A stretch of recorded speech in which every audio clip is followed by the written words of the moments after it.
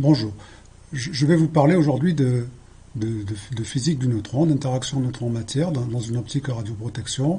Je vais utiliser pour cela le code Dosimex-N qui a un volet opérationnel, un volet pédagogique. Alors sur le plan opérationnel, c'est vraiment très simple d'emploi. Il vous suffit de définir la nature de votre source neutron. Vous en avez plusieurs à disposition, des sources de type alpha-neutron ou bien PuO2, monoénergétique, bref. Donc on choisit une source américium-beryllium, 3,7 10 puissance 10 becquerel, et on met autour de cette source ponctuelle une protection biologique qui sera constituée ici d'une sphère de 20 cm de rayon en polyéthylène. Voilà. On définit une distance de calcul, un nombre de neutrons maximum émergents et on lance le calcul. Voilà. Donc c'est un code de type Monte-Carlo qui génère neutron après neutron, qui génère les trajectoires, les histoires de ces neutrons-là. Et bien entendu, on va prendre en considération les neutrons qui n'ont pas été absorbés dans la protection. Là, le calcul a été limité pour des raisons de temps à 1000 neutrons émergents. On peut monter jusqu'à 50 000, mais ça peut prendre du temps. Et donc voilà ce que l'on obtient. On obtient donc tout d'abord ici, vous avez le spectre réparti en 9 groupes, des thermiques et épithermiques jusqu'au rapide, et vous avez donc le débit d'équivalent de dose neutrons de l'ordre de 8,8 microsieverts par heure, un coefficient influence moyen, vous avez une estimation due à la dose gamma, les gammas de capture notamment, ainsi que les gammas de l'américium 241.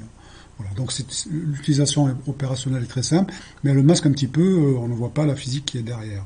Donc pour en voir la physique, je vous propose un onglet pédagogique qui permet de visualiser les trajectoires à l'unité des neutrons dans une sphère. Donc les neutrons sont émis à partir du centre de la sphère, toujours ici un rayon de 20 cm. J'ai pris de l'eau, H2O, j'aime bien, et on va lancer des neutrons de 5 MeV. Donc pour ce premier neutron, comme pour les gammas, je ne sais pas ce qui va se passer exactement, puisqu'on est sur un aspect aléatoire. Je vais commencer, voilà, bon là il ne s'est rien passé, le neutron est sorti, d'accord, je recommence, voilà, hop, alors là il est thermalisé, d'accord, on voit cette trajectoire un petit peu j'appelle ça de petit vol de moucheron, comme une molécule, comme les atomes qui nous entourent dans l'air, et voilà, et là le neutron est sorti, on peut le voir on peut avoir une vision 3D en faisant tourner. Voilà, on va voir que le neutron est sorti de la sphère à l'état thermalisé. Voilà, il est sorti ici. Alors là encore, c'est un constat. Qu'est-ce qui s'est passé?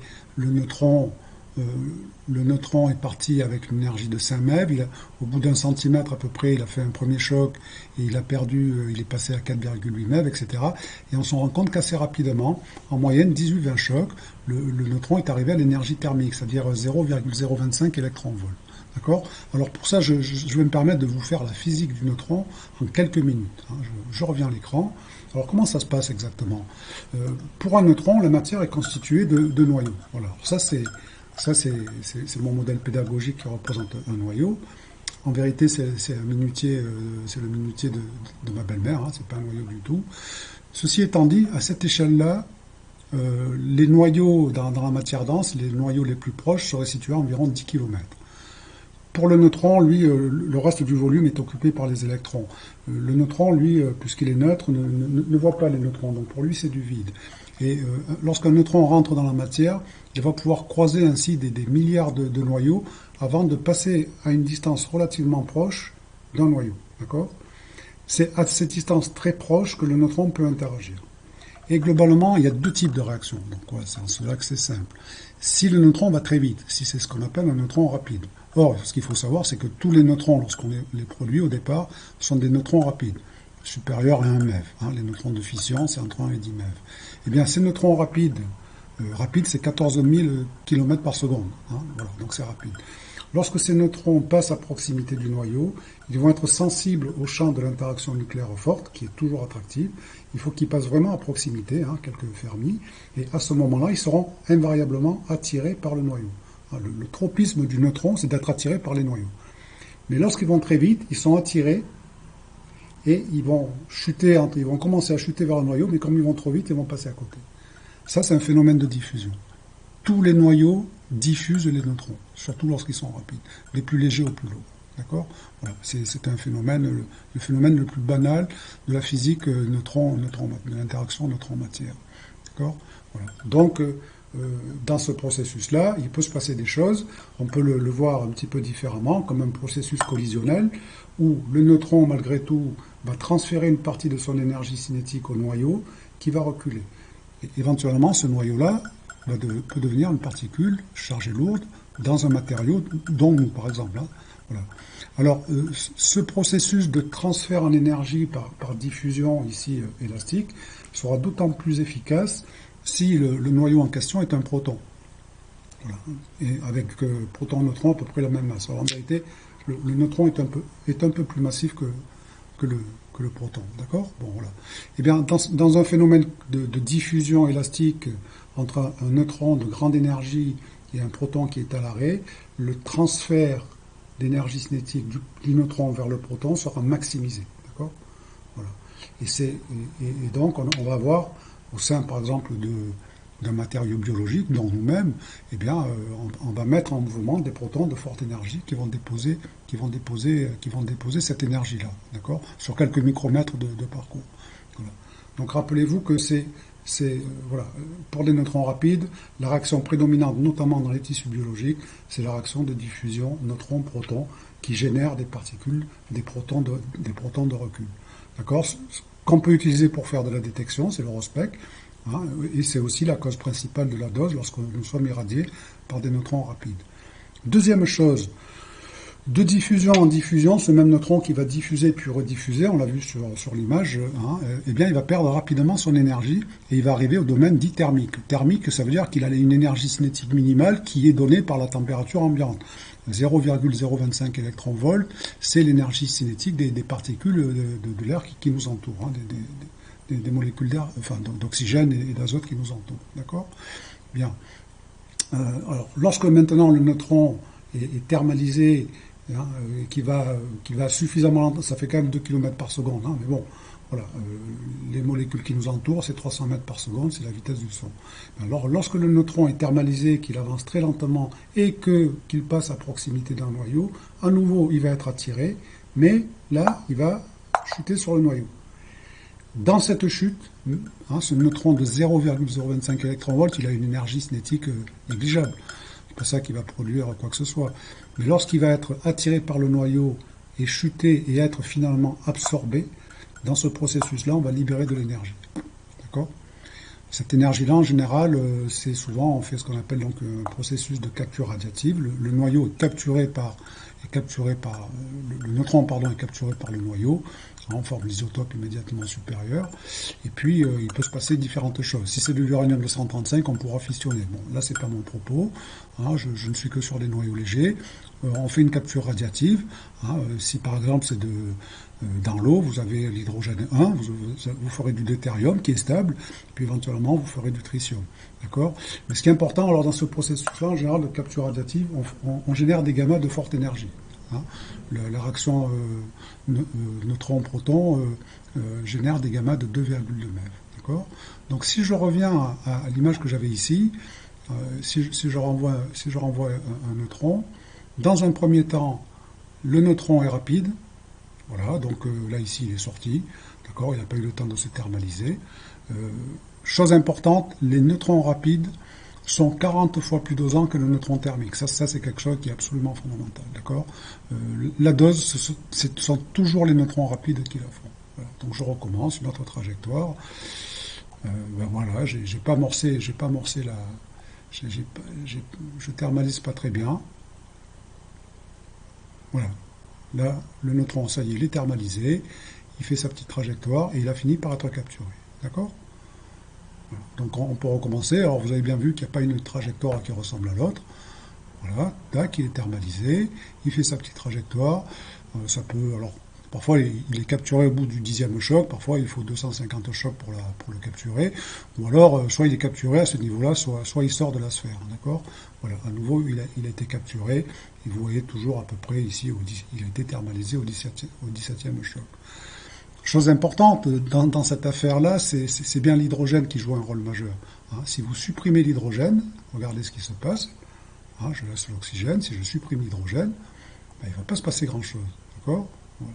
On va un peu diffuser, on ne perd pas beaucoup d'énergie, hein, et puis le neutron va sortir. Donc c'est bien l'hydrogène qui est fondamental dans toutes ces affaires-là. Hein. C'est pour ça qu'en protection contre les neutrons, il faut utiliser des matériaux hydrogénés. Hein.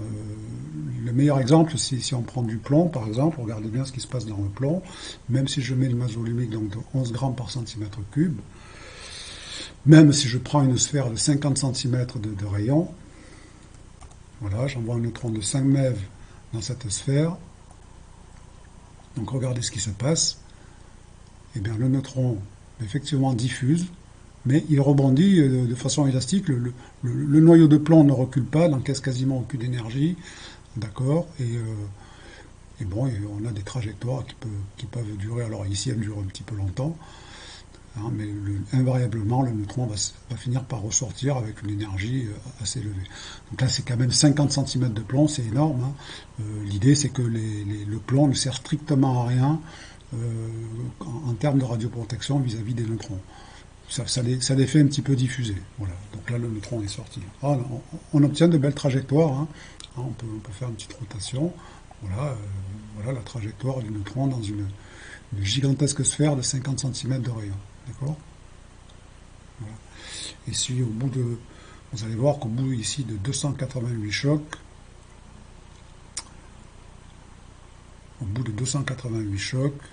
l'énergie, vous voyez, l'énergie chute, baisse très lentement, hein, et puis le neutron est sorti avec une énergie finale résiduelle voilà, il est sorti avec une énergie de 60 électronvolts. Hein. Bon, c'était vraiment un cas d'école. Hein. Si vous mettez 20 cm de plomb, il va sortir beaucoup plus vite et perdre beaucoup moins d'énergie en général. Voilà. Voilà, là il est sorti avec une énergie de l'ordre de 2,8 MeV encore. D'accord? Bien. Alors si je reviens à un milieu plus intéressant, hein, si je reprends de l'eau, hein, donc H2O, on va faire quelques petits cas d'école comme ça. J'enlève j'avais laissé l'oxygène. J'enlève le plomb, je remets de l'eau, d'accord.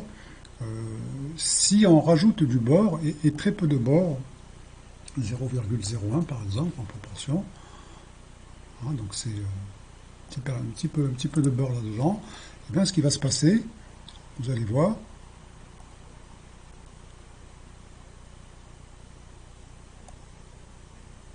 voilà. Le neutron, aussitôt qu'il est thermalisé, il est capturé. D'accord? Hein, le bore va capturer essentiellement les neutrons rapides.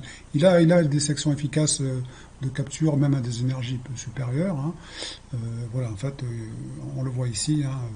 Regardez, vous avez ici les sections efficaces. Là, c'est pour l'hydrogène, la section efficace de diffusion et la section de capture qui ne se fait pour l'essentiel que lorsque le neutron est à l'état thermique. Et si vous prenez le bore 10, il a une section efficace, c'est une réaction en alpha, qui est à l'énergie thermique, elle est de 4000 barnes, très élevée, donc c'est un excellent neutrophage. Hein. Donc si on revient ici, si on se refait une autre trajectoire, voilà, on envoie notre neutron, voilà, hop, il est thermalisé, et aussitôt qu'il est thermalisé, quasiment il est capturé. D'accord ? Voilà. Donc il ne va pas très loin. Donc effectivement, l'intérêt du bore, hein, c'est notamment dans les réacteurs nucléaires, c'est pour arrêter les chaînes neutroniques, c'est très efficace. Bien. Un autre exemple que j'aime bien, si on remplace l'hydrogène 1 par le deutérium, c'est-à-dire si on fait de l'eau lourde. Et là, vous allez comprendre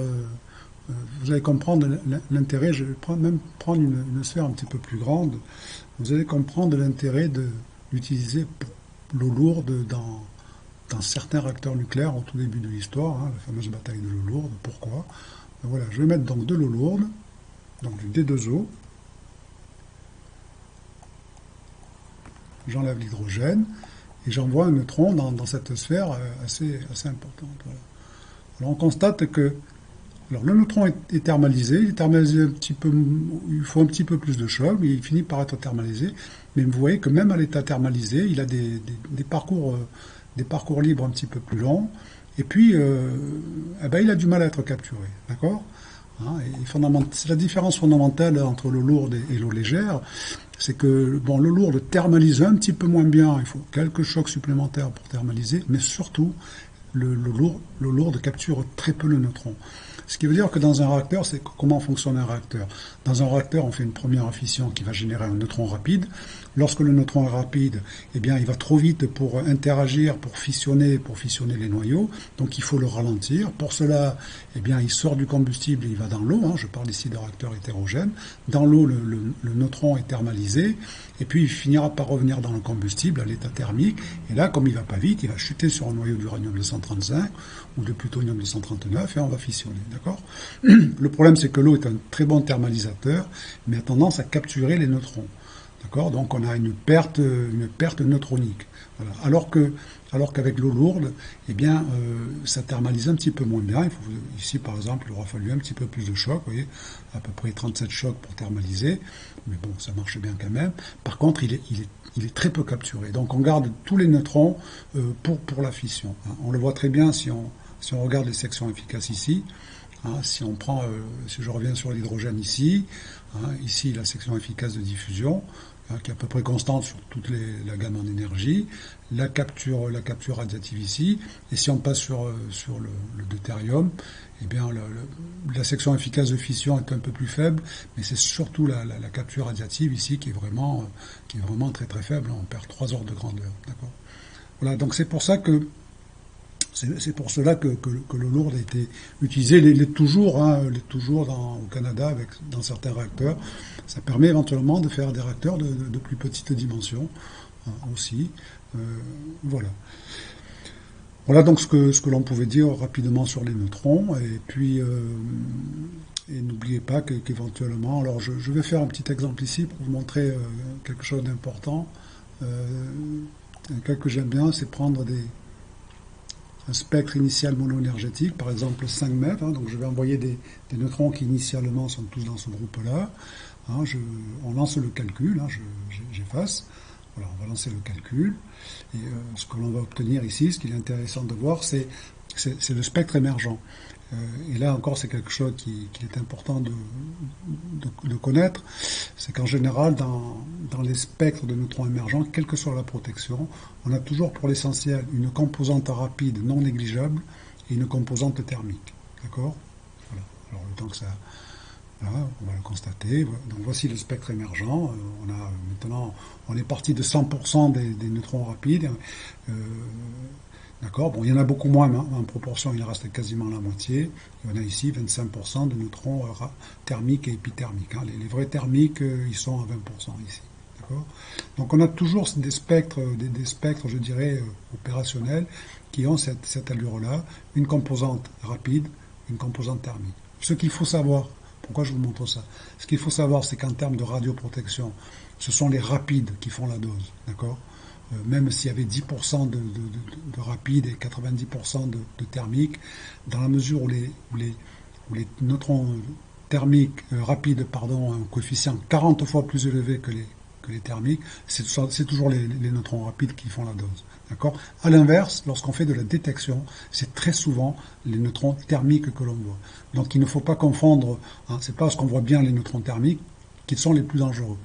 Hein. Si on met par exemple un écran de cadmium, c'est plus trop à la mode le cadmium, mais si on met un écran de cadmium face à cette source neutronique, on va faire disparaître les neutrons thermiques, pour autant la dose sera quasiment inchangée.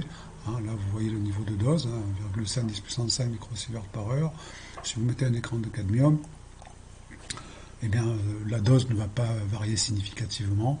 D'accord. Par contre, vous risquez de ne plus voir vos neutrons thermiques et de dire il n'y a pas de neutrons. D'accord. Donc faites attention à ce petit problème-là. Voilà. Le temps 2. Et vous voyez que la dose a très peu baissé. On a quasiment plus de... Là, c'est thermique, épithermique. Les neutrons thermiques, proprement dit, qui sont les détectables, on n'en a plus. Donc, vous ne voyez plus de neutrons. Et pourtant, vous avez la composante rapide qui est toujours là. D'accord. Voilà. Écoutez, je J'espère que ce petit aperçu sur la physique des neutrons vous aura intéressé et puis appris quelques petites choses essentielles sur ces objets-là.